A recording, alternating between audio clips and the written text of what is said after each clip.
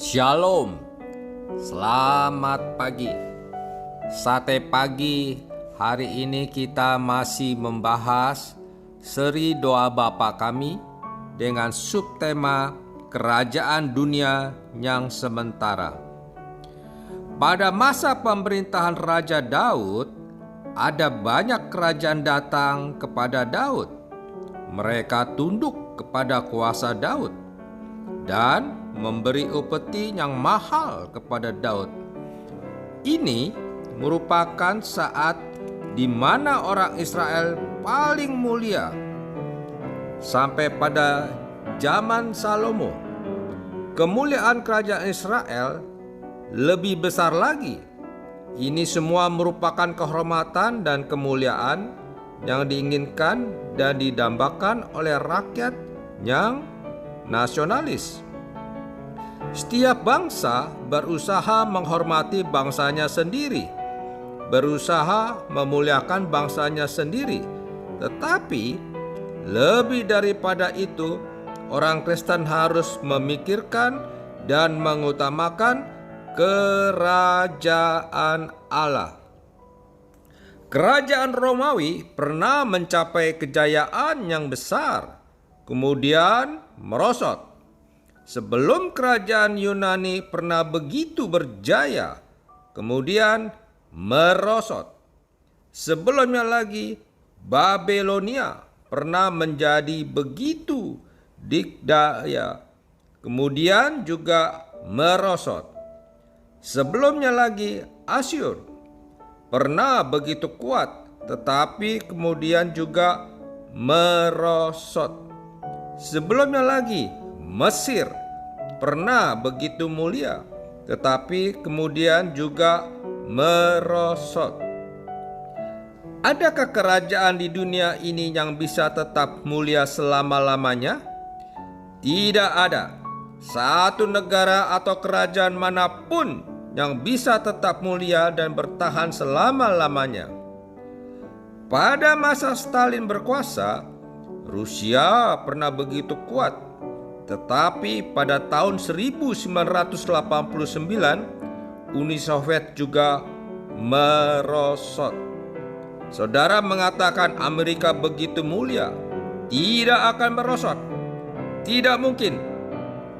Ada satu hal yang sangat mengerikan akan kita dengar pada saudara, di mana George Washington yang mendirikan negara Amerika satu kali pernah bermimpi.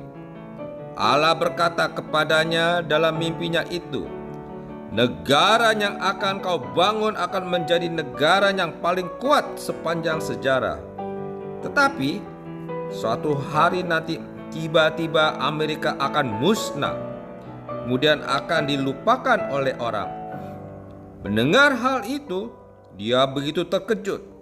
Maka dia menuliskan hal itu dan menyimpannya dengan baik. Hari ini kita melihat selama 200 tahun ini Amerika semakin kuat. Tetapi 5 tahun yang lalu Amerika menjadi satu negara yang harus berhutang kepada Tiongkok.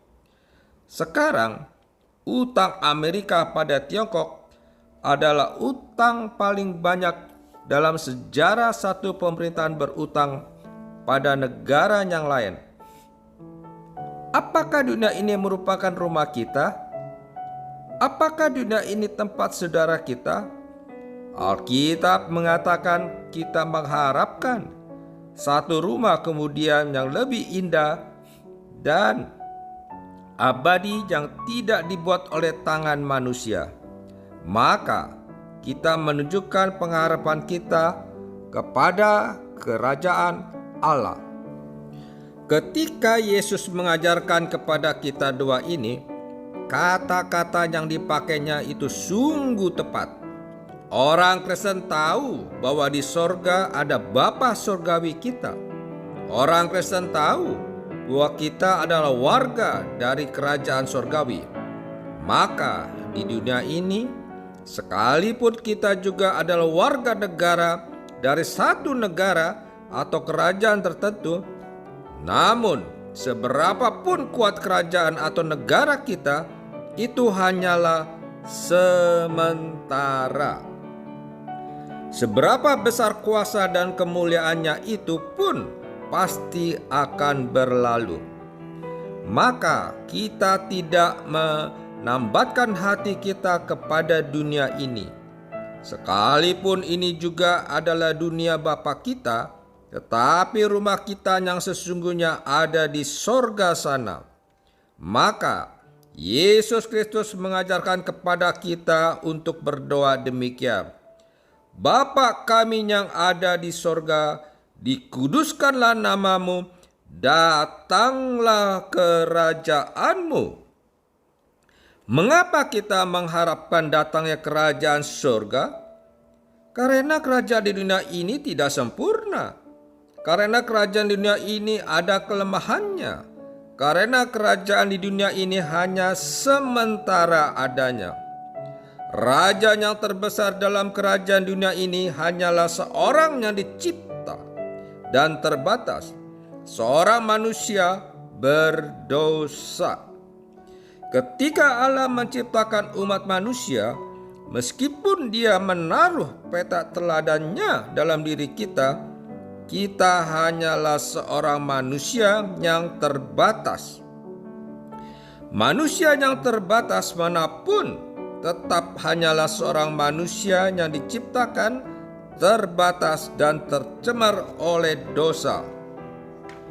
Maka kerajaan dan penguasa terbaik manapun tidak dapat bertahan lama selama-lamanya.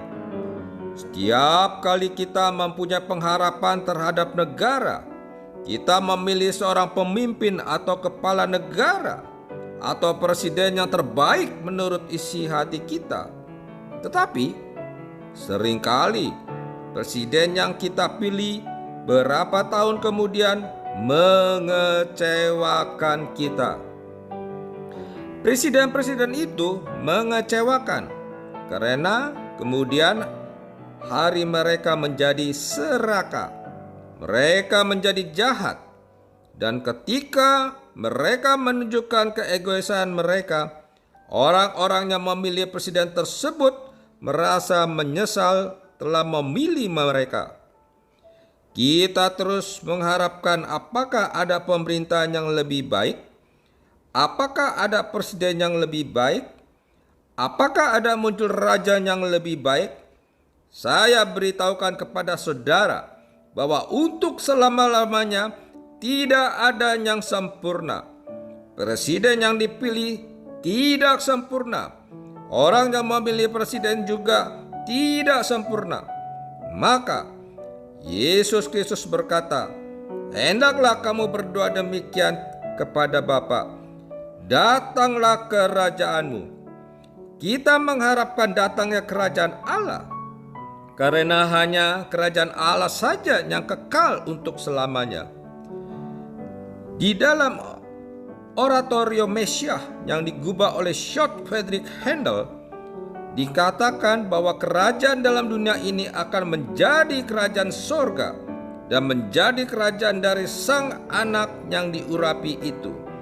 Kita yang sekarang hidup di dalam dunia ini, kita hidup dalam pemerintahan yang tidak sempurna. Kita hidup dalam penguasaan yang tidak memuaskan. Kita menjalani hidup di dalam dunia yang sementara itu.